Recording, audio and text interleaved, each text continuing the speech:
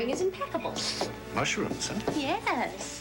In fact, I can't eat it all by myself. Well, you don't have to be polite. I brought my dinner with me. Uh-huh. Actually, I'm looking for some advice. From me? I know it's highly irregular, but it seems that you have a unique perspective on the whole situation. Well, pull up a chair. You won't hurt my feelings if you don't want this. Just sit there and play with it. Thank you. Ah. Still snowing? Yes, damn it. Such enthusiasm. Now, it's one of those occasions that being big brother and an occupant of this house is a disadvantage. Why? Because I have to crawl up on the roof. I have to drain the downspout. Otherwise, the melting snow backs up and goes down the walls of my closet. Roger's Italian shoes get wet, and Roger gets very, very cross. Oh, poor Roger. Well, you can't want advice about the drain spout. No. It's Delia. My absolute least favorite topic of conversation, and one on which I am far from an authority. Well, I want your reaction to what I say anyway. It's one of those times that I don't mind admitting that, I don't know what to do. About what? About some knowledge that I've acquired, for which I don't want to take the full responsibility. What are you talking about, Roger? Delia was not pregnant when Pat married her. She lost the baby 3 weeks earlier. Did Pat know? Of course not. Roger, that's impossible. She miscarried at least 1 month after the wedding. She faked it. How? All right, if you recall the story, she lost the baby alone in the apartment at night when Pat was on a 72-hour shift. And she didn't call him or anyone until late the next afternoon. By the time Maeve was able to get her to the hospital and Dr. Wolf had a chance to examine her, it was, what, 18 hours later after the supposed event? She probably had her regular period. Obviously, she was not pregnant, so there was no reason for Dr. Wolf to doubt her story. She couldn't. Delia, you know her better than that. So, how did you find out about it? I knew that there was some connection between Delia and Alicia Nieves. The first time I met Alicia, she thought Delia's name was Mrs. Brown. Now, neither one of them would talk about it. But I knew something was off somewhere. Now, before Alicia came to work in neurology, she worked in the OB/GYN clinic. And when Delia started babbling about the baby and Alicia, she wanted Alicia to help her. There were 1 or 2 other things. I put them together and I checked the records in the clinic for March and April. And? On March 30th, Mrs. Sheila Brown, 5'2", 98 pounds, blonde hair, blue eyes, approximately 10 weeks pregnant, checked into the OB/GYN clinic. She was already having a natural, spontaneous abortion. Nothing could be done. So Delia, Mrs. Brown, lost the baby. She left the hospital and was never discharged. The phone number and address she left were fictitious. And she went home and pretended nothing had happened. And let Pat marry her because he wouldn't abandon the baby. That's about it. Obviously, she put so much time and effort into getting pregnant in the first place, she couldn't help but take care of her investment. So in spite of what you say, I don't think Pat would have married her hadn't she been carrying his child. Damn you, Roger!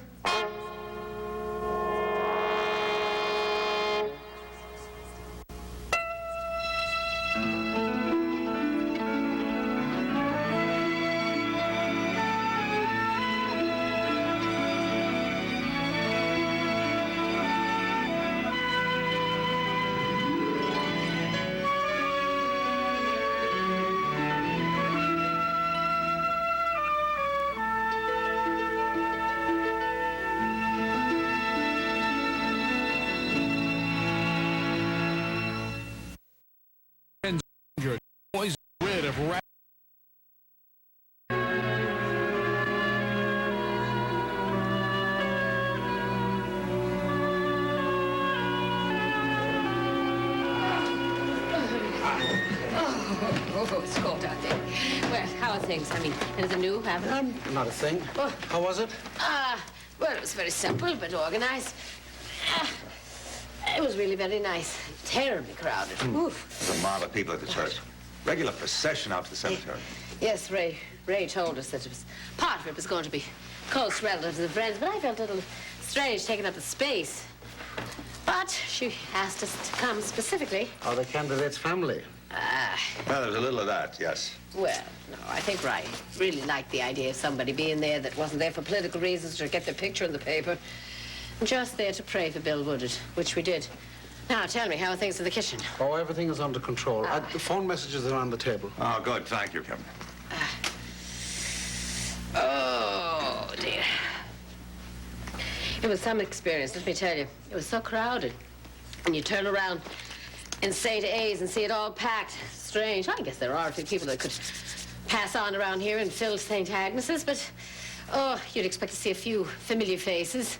Of course, this was like a regular who's who. You turn around and you recognize face after face.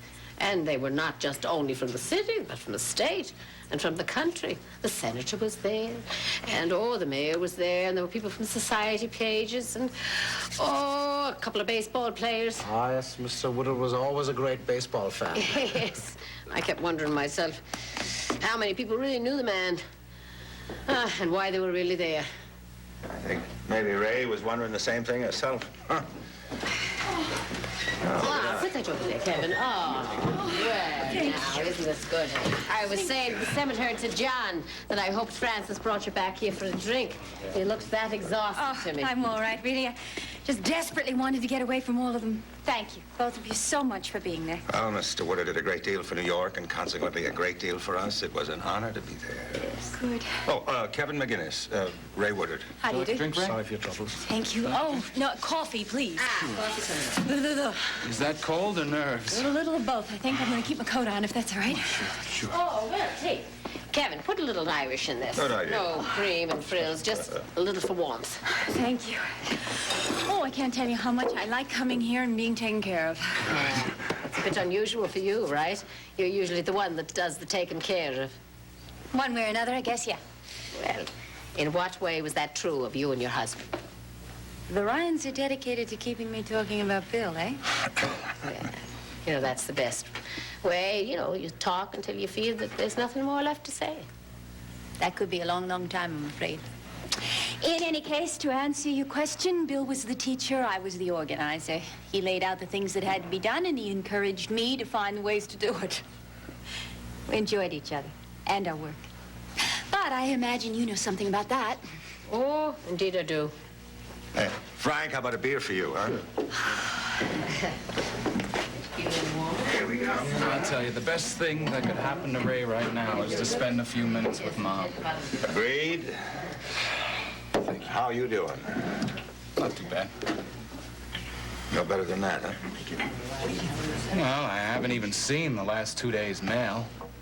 I dictated a committee report on Monday, but I haven't had time to sign it, read it, or submit it.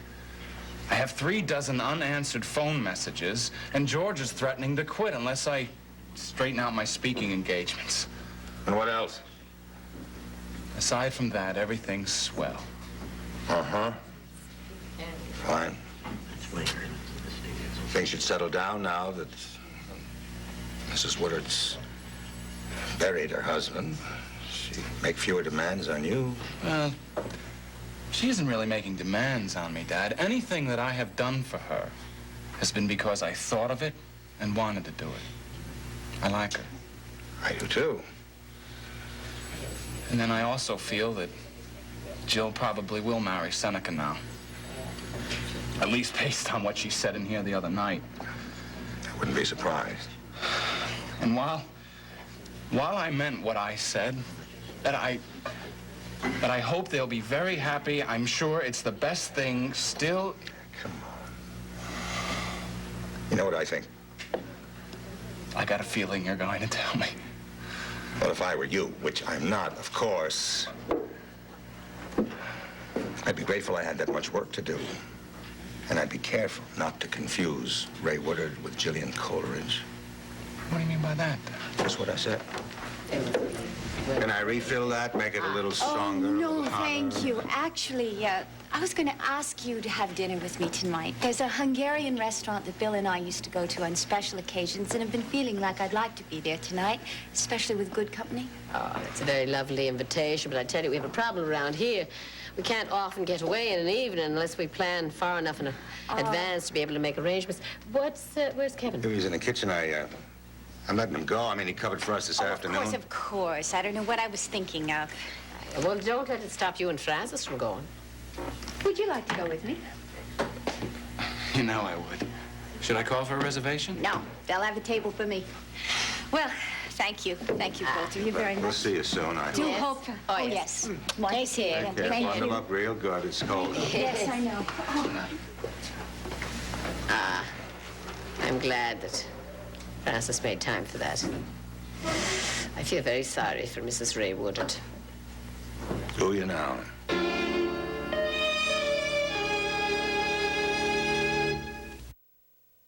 Damn me? Why? I don't need to know all that. I don't want to know it, Roger. Delia Reed has lied and cheated and connived and made Pat marry her. She's in the process of ruining him by inches. I hate it. I hate watching it.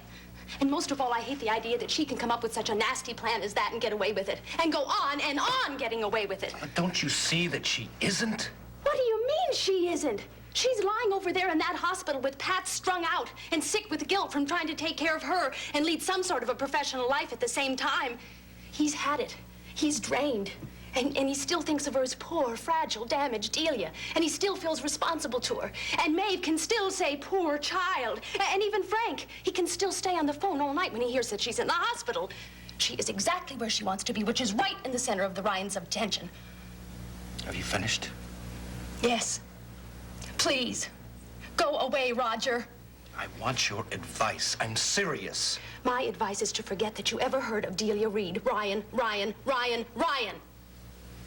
Look, Faith, I want you to turn your attention to the idea that Delia is still getting away with it. Roger. She isn't. She's in a lot of trouble at just this moment. Well, if she is, it's no more than she deserves. No matter what you think, that marriage is disastrous. Her charmingly neurotic dependency upon the Ryans, and Pat in particular, isn't charming anymore. It's sick. She is out of control. The whole situation is out of control.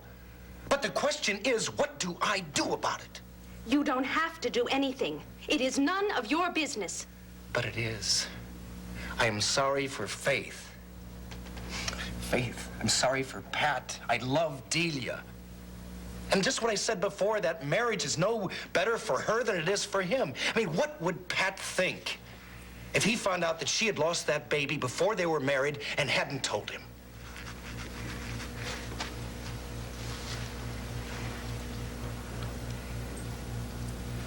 I think that it'd probably leave her. Why are you doing this to me? Because I need your help. I've spent the last 10 months trying to construct an emotional life for myself without Pat Ryan. I try to keep from thinking about Pat and Delia, to keep down impulses to help. And of course, all I want to do right now is go out that door and run across the street and tell him the truth.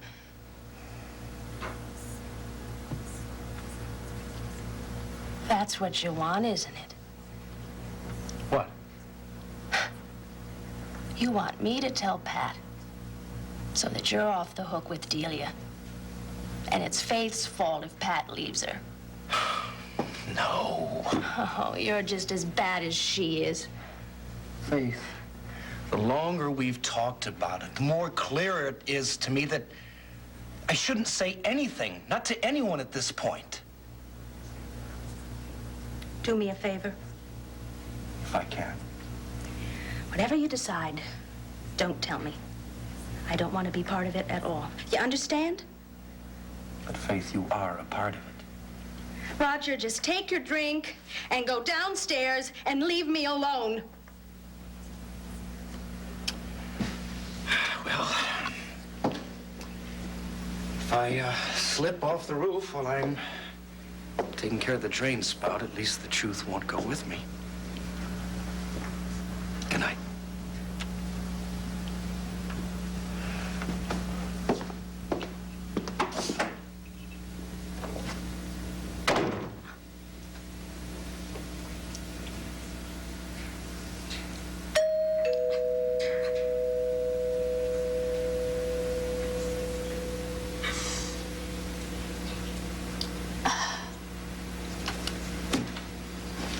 is that?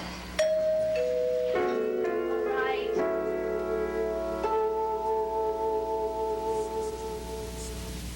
Six degree therapy. It's not easy to decide. You're dead. I'm not sure what you're getting at, John. Well, actually, I'm not either. I mean, I'm sorry for the woman.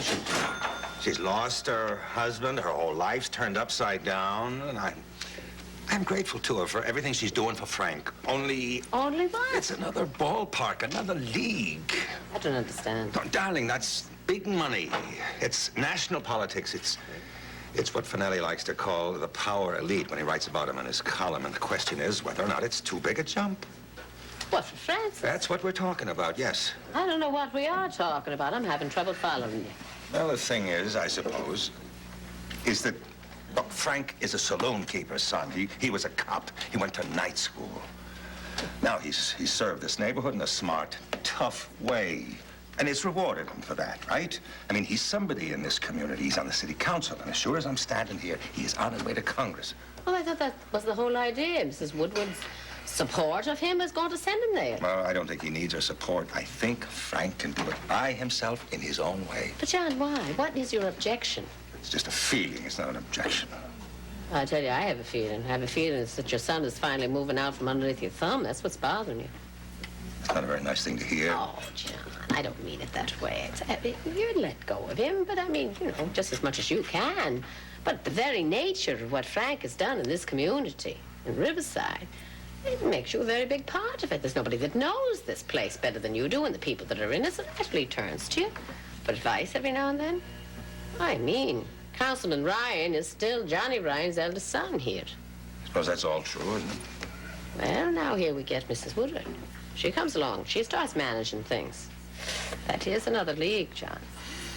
All I'm saying is I want you to be sure of why you're uneasy about her. Well, all right, look, there's one reason, and it doesn't concern me. It's how Frank is feeling about Jill. Now you've really left me.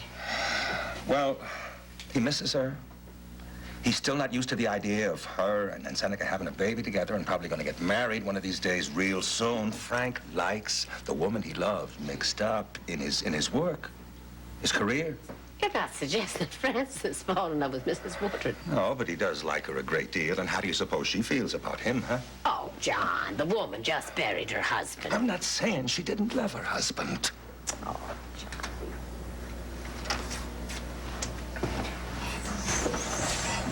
I tell you, the problems get more and more complicated. I mean, it used to be simple. I mean, like, where are we going to get the money to send the kids to college? Or is Patrick going to pass chemistry, too, so he can get into med school? Or what are we going to do about those 3 girls on the stoop, waiting for Frank? And now here's Patrick in a marriage that was never any good to begin with, and a wife that's getting a nervous breakdown every 10 minutes. I don't want to think about it. And Frank, with the one love of his life, living with another man, and him working himself into the ground, maybe, because of that. Well, yeah, he's doing okay. Well, I certainly hope so. Oh, she is. Now, John, let's just leave it. Let's go on and have a bite to eat, while Kevin is still here. Not a bad idea. And maybe we can turn them all out at 11 o'clock and make it an early night. Better and better.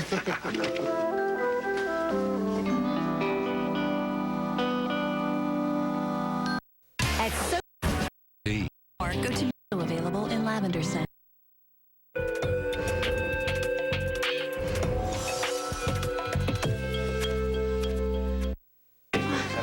No, really. You didn't interrupt anything except an omelet that I'd let get cold. So what's the big news? Snow. I'm serious. It's snowing out there. Well, it's been snowing since noon. Oh, but it's beautiful beyond belief. I thought you might like to celebrate. How nice of you to think of me. What a formal little person you are. No, I meant it. I love to be included in your celebrations. I accept. So what should we do? Dinner at Ryan's? Oh, yes. A movie? Yes. Walk in the snow. Yes. And it's so nice to find you in such a positive frame of mind. I wasn't actually, but I am now. Tom? Yeah. Let's skip dinner at Ryan's and the movie, and, let me redo the omelet. I got distracted before. And let's just take the sled and go out in the park. You're on. Where's the sled? It's right in the hall closet on the left side. It may need some dusting. We haven't used it in years. Oh, that's a pity. There hasn't been much snow. Hey, listen, really, thanks so much for coming by. You saved the night. It's my pleasure, believe me. You saved mine.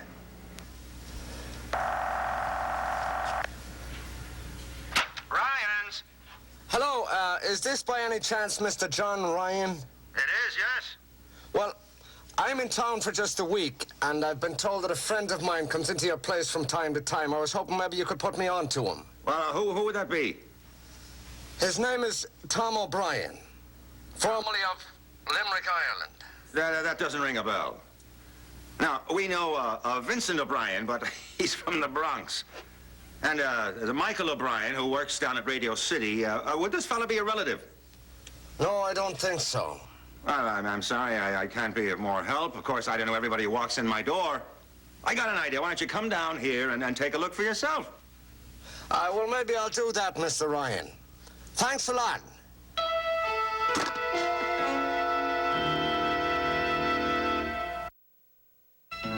Spend breakfast in bed with SoapNet. Sleep in, curl up, and check out with back-to-back episodes of One Tree Hill and Beverly Hills 90210. Breakfast in bed, 7 a.m. to 2 p.m. every Saturday and Sunday on SoapNet.